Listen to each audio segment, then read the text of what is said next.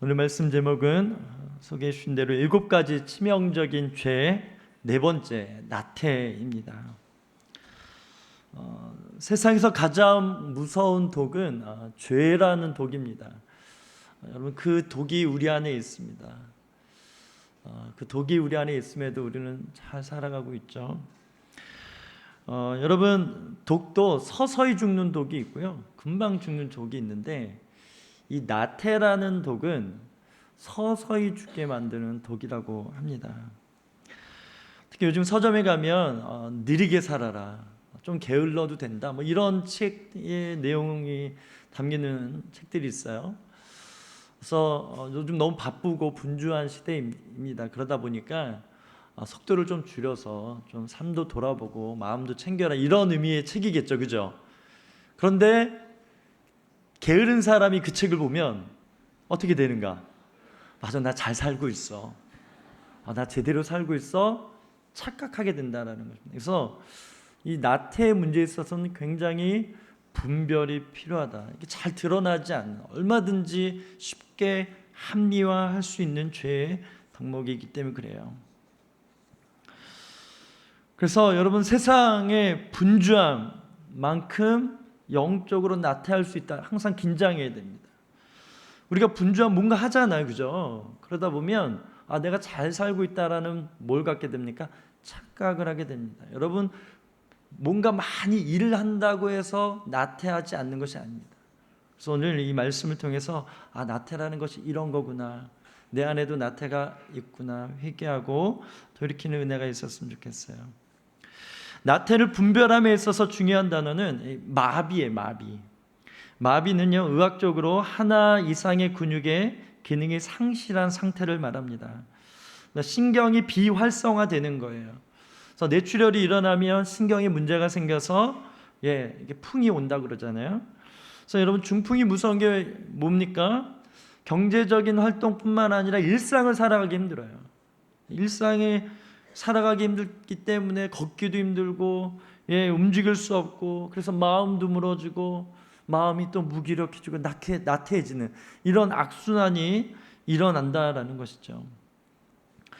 여러분, 믿는 자로서 우리가 감당해야 될 거룩한 사명과 또 일상에서 하나님과의 거룩한 동행이 있는데, 이 영적인 나태함은 이런 것들을 병들게 한다는 거예요.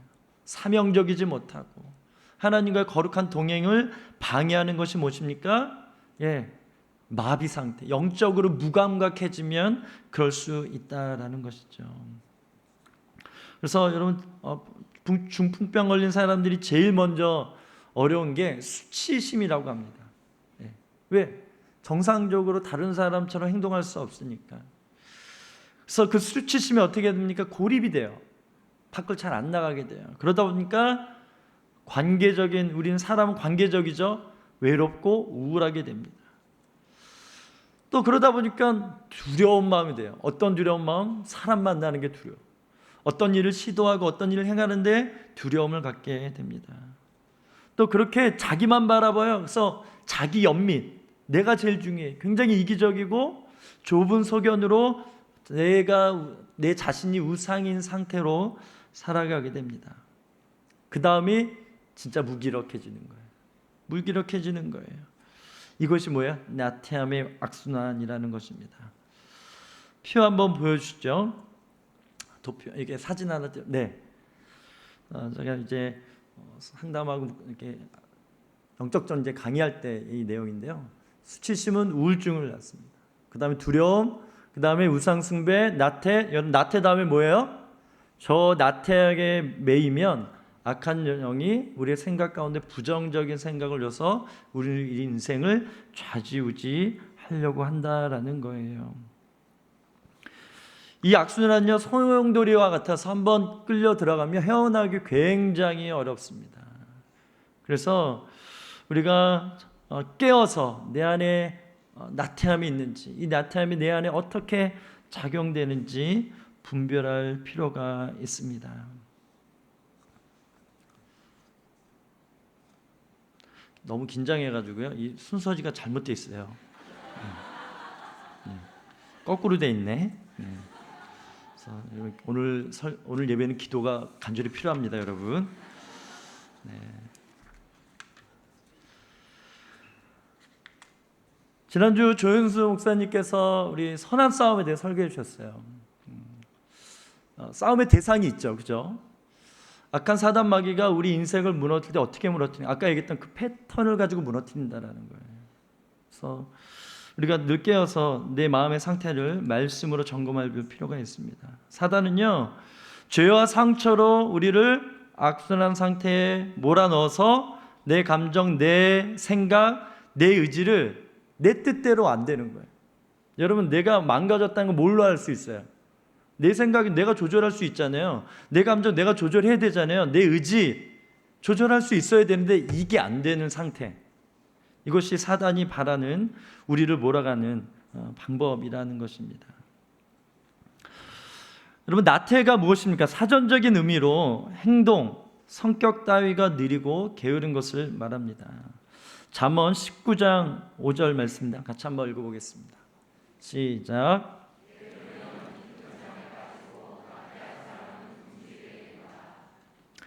잠언 6장 10절 또 24장 33절에도 보면 이 게으름을 잠자는 것 같다라고 이야기하고 있어요. 예, 맞아요. 성경은 이 게으르다, 나태하다라는 것을 깊은 잠을 자는 것처럼 비유하고 있습니다. 영적으로 잠든 상태, 반응이 없는 상태를 말하는 거예요. 선지자 요나가 하나님의 말씀에 불순종해서 다시스로 갑니다. 그런데 그것을 이미지로 이렇게 잘 기록되는데 어떤 모양이냐면, 그렇게 풍랑이 일어나서 많은 사람들이 거의 죽게 될 상황이에요. 우리 어떡하냐, 이제 죽게 됐다, 난리를 치는데 요나 뭐 하고 있어요? 배 밑에, 가장 밑에, 이렇게 표현하고 있어요. 그냥 밑이 아니라 가장 깊은 밑에서 뭐 하고 있더라? 잠자고 있더라. 선지자의 영적인 상태, 그의 나태함을 표현하고 있는 것입니다. 하나님이 아무리 얘기해도 반응하지 않고 도리어 불순종하는 요나, 그가 이미 나태함의 악순환에 빠진 것이죠. 여러분, 믿는 성도가 나태함에 빠지면 하나님에 반응할 수 없게 됩니다. 하나님이 아무리 말씀해도 하나님이 시켜도 반응하지 못하게 되는 거예요. 이것이 뭐예요? 영적인 무감각이라는 거예요. 그래서 저는 예배 인도하잖아요. 그래서 예배 인도할 때 우리 성도님들의 영적인 감각이 깨어나게 해주십시오. 여러분, 찬양 잘하셨어요? 반응하셔도 돼요. 여러분, 찬양이 왜 중요합니까? 찬양할 때 우리의 지정이, 영적인 감각들이 살아나고, 여러분, 찬양할 때 제가 가르쳐 드린, 찬양할 때 성령님께서 내 지정의 다스림을 당하지 않으면, 성령의 감동이 없으면 영적인 감각, 이 무감각으로 들어갈 확률이 굉장히 많습니다. 나는 말씀형이니까 말씀을 통해서 그것도 괜찮아요. 그런데 성경은 찬양은 명령하잖아요. 찬양이 왜 예배 맨 앞에 있을까요? 곳곳에 찬양이 다 있어요. 우리 인간이기 때문에 이 찬양을 통해서 영적으로 성령님과 교제하고 만나는 이 훈련, 이것이 굉장히 중요하다라는 것이죠. 여러분, 영적인 무감각한 것도 죄입니다. 이 말은 영적으로 민감하지 않으면 죄라는 거예요. 사람이 영적으로 무감각해지면 죄를 짓기 때문에 영적인 무감각도 죄다, 성경은 이야기하고 있습니다. 여러분, 그 사례가 다윗에게 나타납니다. 여러분, 다윗은 하나님의 마음에 합한 자예요. 굉장히 칭찬받고 굉장히 인정받는. 그래서 다윗 안에는 오늘 본문에 보면 착하고 부지런한 모습도 있고요. 그가 나태에 빠지니까 어떻게 됩니까? 악하고 게으른 종의 모습 되나요? 그래서 밧세바를 범하고 우리아를 죽이죠. 그 죄가 왜 나타났는가? 알고 보니까 그 안에 나태함이 있는 거예요. 그러니까 원래 성령 충만하게 예배드리고 늘 영적으로 깨어서 하나님의 감동을 입고 주의 영이 충만하니까 죄를 짓고 싶어도 지을 수 없는 상태였는데, 어느 순간 왕이 되고 전쟁도 이겨내고 이제 전쟁에 나가지 않고 부하들만 보내되는 상황 되니까 마음이 느슨해지는 거예요. 아까 여기 처음에 우리 이제 네 번째 주인데 교만, 시기 뭐 이러면서 이런 마음이 틈이 생긴 거예요. 그래서 탐색까지, 그런 사람을 죽이는 엄청난 죄까지 짓게 되는 그런 실수를 그가 범하게 됩니다. 그래서 오늘 예배를 통해서 우리 안에 이런 영적인 감각들이 더 깨어나기를 주의로 축복합니다. 오늘 본문에 영적으로 잠든 또 감각을 상실한 한 사람을 만나게 되는데 악하고 게으른 종입니다. 마태복음 25장의 이 달란트 비유는 천국에 대한 비유로 한 주인이 여행을 가기 전에 자기의 가게 일들, 재산을 종들에게 맡기고 가는 일로부터 시작되는데요. 우리 14절부터 15절까지 말씀 같이 한번 읽어보겠습니다. 시작.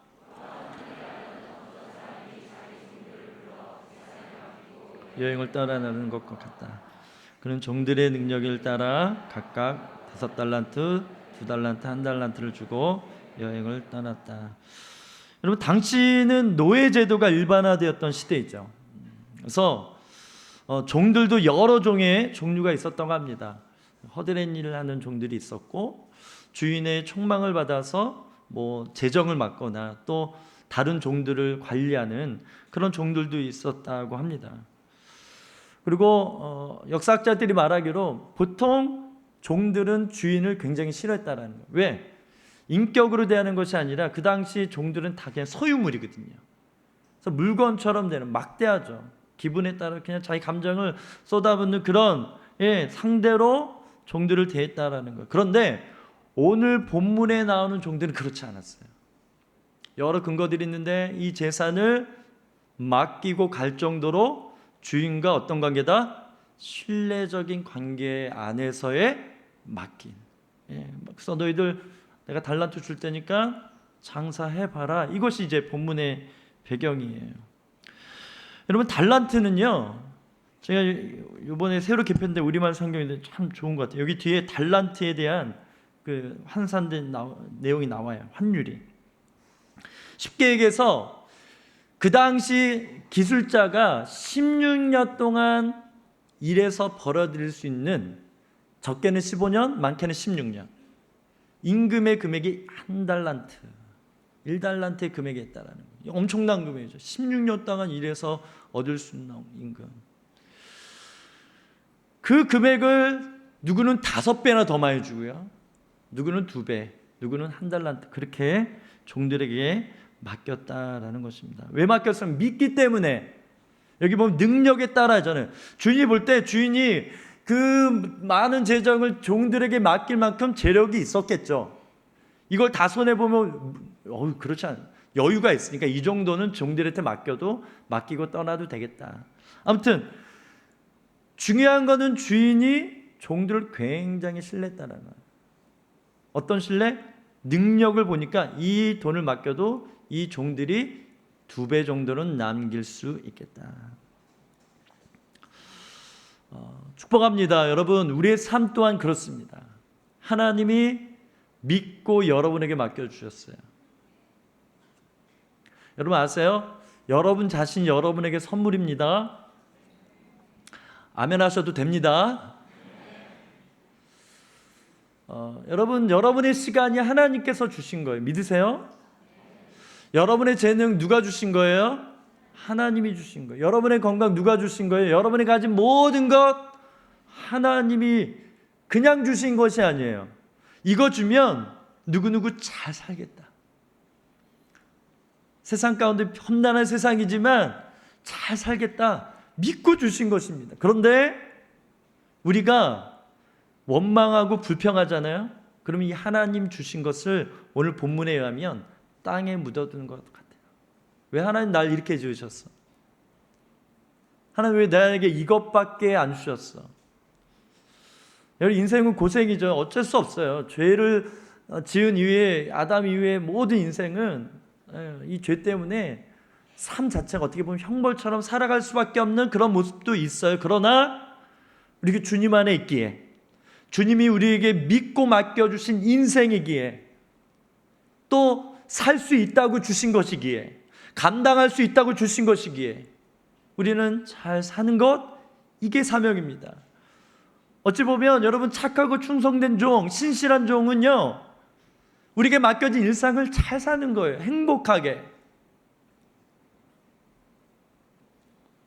도리어 여러분, 우리가 세상에 누리고 삶에 누리고 고난에 눌릴 수 있죠. 왜 기뻐하라 명령합니까? 왜 감사하라 명령합니까? 감사할 수 있다라는 거예요. 기뻐할 수 있다라는, 지금 여러분 우울하고 공황장애 마음 어려운 사람들도 많이 계시죠. 이겨낼 수 있습니다.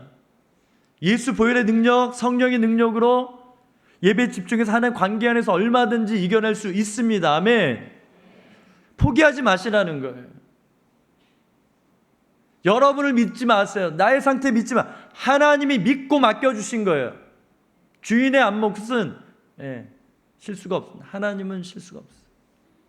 문제는 우리의 문제라는 거예요. 그렇게 맡겨주셨는데 우리는 아니라는 거예요. 예수님이 우리를 위해서 100번 죽으시면 뭐합니까? 우리가 안 믿으면 그만이죠. 보혈의 능력이 얼마나 많으면 뭐합니까? 내가 믿지 않으면 그만인데. 원리는 똑같다라는 거예요. 우리 인생도 마찬가지라는 거예요. 혹시 포기라는 단어가 계속 마음에 떠나지 않으면 일단 오늘 이 말씀 듣고 주님께서 주신 능력으로 잘 살아가시길 주의 이름으로 축복합니다. 오늘 본문의 핵심은 무엇입니까? 악하고 게으른 종과 착하고 부지런한 종이 있다라는 거예요.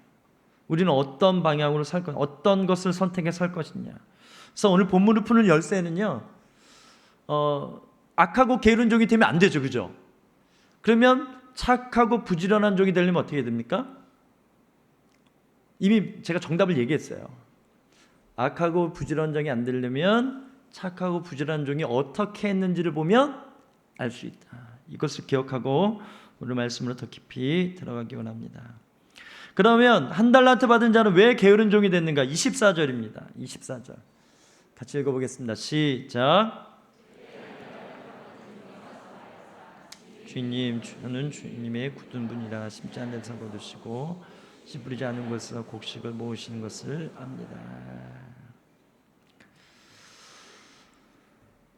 아까 설명한 것처럼 본문의 배경은요, 어떤 주인이 종들에게 달란트를 맡기고 여행을 떠났는데 각자 능력에 따라 맡겼다라는 거. 그런데 방금 읽은 한 달란트 받은 자는 어떻게 했다고요?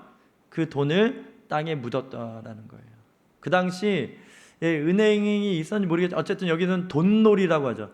돈놀이 하는 사람에게 맡겨서 이자라도 타내야 되는데, 그랬던지 아니면 장사를 했던지 했어야 되는데 뭐 했습니까? 이 돈을 손해보지 않는 것, 이것을 선택한 거예요. 그래서 이 쉬운 방법으로 돈을 땅에 묻어둔 거예요. 또 예수님의 비유 중에 밭에 감추인 보화 비유 아시죠? 여러분, 그 당시 많은 사람들이 이 돈을 땅에 묻어뒀다라는 거예요. 그래서 때로는 이 땅에 묻어둔 것이 많아서 어디다 묻어둔지 몰라가지고 그냥 이사를 가버린 거예요. 그래서 밭에 이 보화가 숨겨진 반경, 이런 문화가, 이 비유를 얘기를 들으면 사람들이 그렇지, 얼마든지 그럴 수 있지, 이렇게 받아들였다라는 것입니다. 제가 뉴스에서 봤어요. 이번에 한국은행에서 화폐에 그 돈을 이제 폐기 처리하는데 엄청난 비용이 든다고 하더라고요. 우리나라에서 이 돈이 이게 많이 낡아진대요. 그 이유가 뭔지 아세요? 장판 밑에다가 돈을 넣어서 그렇대요. 장판 밑에. 그래서 넌지 몰랐다 이사 가다가 뭐야, 발견하는 그런 적 있어요, 없어요? 저만 있군요. 그런 것처럼 그런 문화가 이스라엘에 있다는 거예요. 분명히 능력에 따라 돈을 받아서 이것을 남기는 사명이 그에게 있었는데 그걸 하기 싫었던 거예요. 그래서 쉽게 그냥 땅에 돈을 묻어둔 이 나태함, 이것이 게으른 종이 게으른 종이라고 책망받을 수밖에 없었던 이유입니다. 근데 보면 24절을 세 번역으로 풀면 이렇게 나와요. 그러나 한 달란트를 받은 사람은 다가와서 말했다. 주인님, 나는 주인이 굳은 분이셔서 심지 않은 데서 거두시고 뿌리지 않은 데서 모으시는 줄을 알고요. 여기 알고란 말이 중요한데, 이 말은 지금 이 한 달란트 받은 종은 주인을 어떻게 말합니까? 투자하지 않으면서 많은 소득을 얻으려고 하는 게으르고 악한 사람으로 규정하고 있어요. 아까 처음에 얘기했잖아요. 종들이 주인을 악하게 반감을 갖는다. 딱 그 종인 거예요. 주인은 선대에서 이 엄청난 재정을 맡기고 있는데 종은 뭐 하고 있는 거예요? 주인에 대한 안 좋은 마음이 있는 거예요. 주인에 대한 잘못된 이해와 평가를 가지고 있는 것입니다. 이것이 원인이라는 거예요. 진단이 끝난 거예요. 게으른 종의 원인은 악할 수밖에 없었던 이유가 뭐라고요? 그 안에 있는 주인에 대한 무관심이라는 거예요. 무관심. 그래서 이 본문에 보면 막 변명하듯이 그렇게 나오고 있습니다. 여러분, 나테라는 단어는 라틴어로 아키디에라는 단어예요. 그래서 헬라어로 아케디아에서 왔는데 관심 없음, 이게 나테라는 의미라는 거예요. 헬라 문화권 안에서, 라틴어 문화권에서는 나테함은 관심이 없다, 그냥 게으른 것이 아니다, 관심이 없기 때문에 게으른 것이다, 그렇게 이해를 한다라는 거예요. 여러분, 죄는 두 가지 종류가 있다고 합니다. 첫 번째는 아까 다윗이 간음죄와 살인죄를 행하는 거죠. 행해서 짓는 죄. 두 번째는 행하지 않아서 짓는 죄가 있다라는 거예요. 여러분, 말씀에 이런 말씀이 있어요. 선을 알고도 행하지 않으면 죄니라. 우리가 좀 멀리하고 싶은 말씀. 이 기준이 너무 높잖아요. 그렇죠? 이런 거예요. 사랑하라. 근데 사랑하지 않아. 우리는 십계명에 하지 말라는 건 되도록 안 하려고 되게 노력하는데 뭐 해라. 아이, 이거는 어떻게 해. 이러면서 나름 하지 않는, 행하라고 말씀하신 것을 행하지 않으면서 나름 합리화하면서 죄책감을 덜어버리는 그런 모습들, 이것 또한 뭐라고요? 나태함이라는 거예요. 이것 또한 죄라고 이야기하고 있습니다. 오늘 악하고 게으른 종은 무슨 죄예요? 행했어야 되는 거예요. 장사를 해서 남겼어야 되는 거예요. 그런 재능도 있어요. 돈도 줬어요. 믿고 맡겼는데 그것을 하지 않는 거예요. 이거 뭐예요? 요즘 표현하면 직무유기인 거예요. 직무유기. 그래서 제가 검색해봤어요. 직무유기 딱 치니까 이런 내용이 나오더라고요. 형법 제122조. 공무원이 정당한 이유 없이 그 직무를 수행을 거부하거나 그 직무를 유기할 때 1년 이하의 징역이나 금고 또는 3년 이하의 자격정지에 처한다. 혹시 공무원들 계시면 꼭 기억하시기 바랍니다. 근데 이것보다 더 센 게 있어요. 군형법 제24조 직무유기. 지휘관이 정당한 사유 없이 직무 수행을 거부하거나 직무를 유기한 경우에는 다음 각 호의 구분에 따라 처벌한다. 첫 번째, 전적인 경우. 여러분, 전적인 게 뭐예요? 적과 싸울 때. 그럴 때 말 듣지 않으면 사형에 처할 수 있대요. 전시, 사변시 또는 계엄 지역인 경우에는 5년 이상의 유기징역 또는 유기금고, 그 밖의 경우 3년 이하의 징역과 금고를, 이런 형벌을, 처벌을 받게 된다. 그래서 제가 오늘 말씀에 근거해서 28절 30절 말씀에 근거해서 종헌법 제1조를 만들었어요. 28절 30절 한번 읽어보고 먼저 말씀부터 읽을게요. 이거부터 얘기하면 말씀. 왕이신 하나님 말고 28절 띄워서 28절. 제가 읽겠습니다. 28절. 저 종에게는 1달란트를 빼앗아 10달란트 가진 종에게 주어라. 이게 28절이고 30절 시작.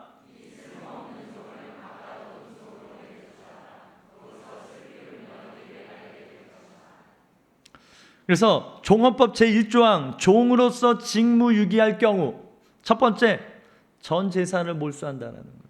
두 번째 뭐예요? 어둠의 바깥에서 쫓겨나 슬피 이를 갈 정도로 후회하는 것. 부지런히 게을렀잖아요. 벌이 뭐예요? 부지런히 후회하게 하는 거예요. 너무나 후회가 막급해서 괴로워할 수밖에 없는 인생을 살아라. 이게 악하고 게으른 적에 대한 형벌입니다.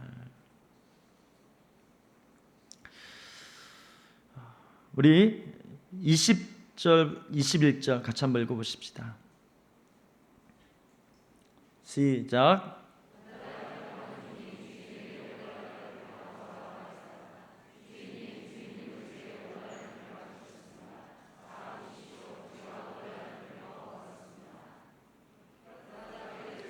대답했다. 잘했다. 착하고 친실한 종아, 내가 작은 일에 충성했으니 더 많은 일을 맡기겠다. 와서 내 주인의 기쁨을 함께 나누자. 자, 악하고 게으른 종이 되지 않으려면 어떻게 된다고요? 착하고 부지런한 종이 어떻게 했는지를 보면 되잖아요. 악하고 게으른 종은 무관심했어요. 착하고 게으른 종은 뭐가 있었냐면요, 사랑이 있었어요. 사랑. 이게 핵심이에요. 나태에 반대되는 근면이라는 단어는요, 라틴어로 딜리 게레라는 단어인데, 자랑하다, 곧 부지런함이 사랑하는 것에서부터 온다라는 그런 의미인 거예요. 이 말은 착하고 충성된 종이 된 이유는 주인에 대한 사랑이 있었다라는 거예요. 주인에 대한 관심이 있었다라는 거예요. 여러분, 탕자의 비유 핵심이 뭡니까? 이 두 아들이 아버지의 아버지를 사랑하지 않았어요. 자기만 사랑했어서 동생 탕자는 재산을 먼저 주십시오. 형 탕자는 집안에 있지만 아버지의 원망, 이 불평으로 가득했죠. 여러분, 사랑은 무엇인가? 여러분, 우리 핸드폰 하다 보면 많이 이렇게 다운로드도 하고 업로드 하죠. 이걸 뭐예요? 공유라고 해요. 공유. 여러분, 사랑은 공유하는 것입니다. 결혼했는데, 남자 여자가 결혼했는데 재산을 공유하지 않아. 이게 의심해 봐야 돼요. 얼마 동안 살다가 그냥 헤어지려고 하나? 이런 생각이 들지 않겠어요? 근데 요즘 그런 문화가 있다고 하더라고요. 뭐 이해를 할 수 있는데, 기본적으로 가진 모든 것을 공유하는 것, 심지어 상처까지도 공유하는 게 결혼입니다. 그래서 보듬어 줘야 돼. 이해할 수 있어야 돼요. 그 기질, 자신의 인생의 보따리, 과거를 같이 공유하는 게, 그리고 현재 미래를 함께 만들어가는 거, 이게 결혼 아니겠어요? 신앙도 마찬가지입니다.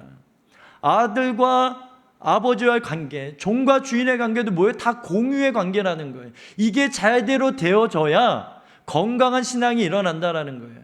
이 말은 공유가 되지 않으면 하나님 건 하나님 거, 내 건 내 거, 내 거, 하나님 거도 내 거, 이런 사람도 있어요. 하나님이 좀 부담 주면 도망가고, 이런 것도 다 뭐예요? 나태함이라는 것입니다. 신명기에 보면요, 귀 뚫는 종이 나와요. 신연이라는 것이 있어요. 6년 동안 일하고 7년째는 이제 또 다른 주인을 찾아갈 수 있는 기회가 열립니다. 이 제도는요, 악한 주인을 만났을 때 그래도 6년만 참으면 되잖아요. 악한 주인을 만났는데 계속 평생 얼마나 소망 없어요. 그래서 희년이 필요한 거예요. 그런데 어떤 종은 귀를 뚫는데 왜 뚫어요? 내가 주인을 만나봤는데 너무나 좋은 주인이야. 이런 주인이면 내가 평생 희년이 필요 없어. 날마다 희년이야. 왜? 선대해 주니까, 인격적으로 대해주니까, 먹고 사는 거 보장해 줄 뿐만 아니라 내 인생의 설계까지 해줘. 이런 주인을 만난다고 하면 옮길 필요가 없잖아요. 그죠? 그래서 내가 영원히 당신을 섬기겠습니다. 평생이겠죠. 내가 살 동안 당신을 그래서 문지방에 귀를 뚫습니다. 여러분, 우리의 부르심은 뭐예요? 우리가 종의 부르심, 청직의 부르심이 있다면 그 좋으신 주님께 우리의 모든 것을 맡기는 것. 저는 평생 종으로 살겠습니다. 이 헌신이 신앙의 모습으로 나와야 된다라는 것이죠. 우리 16절 한번 읽어볼까요? 16절 시작.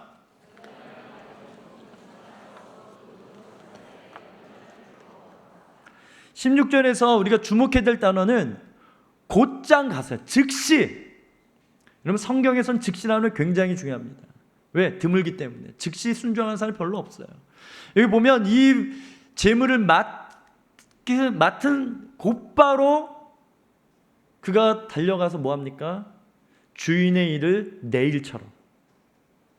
주인 거 아무리 벌어도 이거 다시 주인 뒤를 적당히 하자. 그냥 눈 가림만 하자. 뭐 안 본 여행 갔는데 보겠어. 뭐 그 당시 뭐 CCTV가 있었겠어요? 그냥 대충 해도 되잖아요. 다행입니다. 아멘 하실까봐 제가 겁났는데 안 돼요. 이 착하고 충성된 종은 그렇지 않았다는 거예요. 주인의 일을 내 일처럼 했다라는 거예요. 이게 포인트인 거예요. 이 사랑이 있었다라는 거예요. 이 공유가 있었다라는 거예요. 주인이 내게 주신 은혜를 알기 때문에, 나를 어떻게 대해준 걸 알기 때문에, 심지어 어떤 종들은 정말 자식처럼 이삭이 낳지 않았을 때 그 재산을, 이 기업을 누구를 물려고 했어요? 그 종에게 맡기려고 했잖아요. 그런 것처럼 그렇게 선대를 당하면 내 자녀의 결혼 문제처럼 그렇게 섬기는 거예요. 그래서 이삭이 리브가를 만난 이유가 그 충성된 종의 모습 때문에 있었던 거죠. 주님이 우리에게 바라신 이런 관계라는 거예요. 근데 우리는 때로 억지로 이거 해야 되나.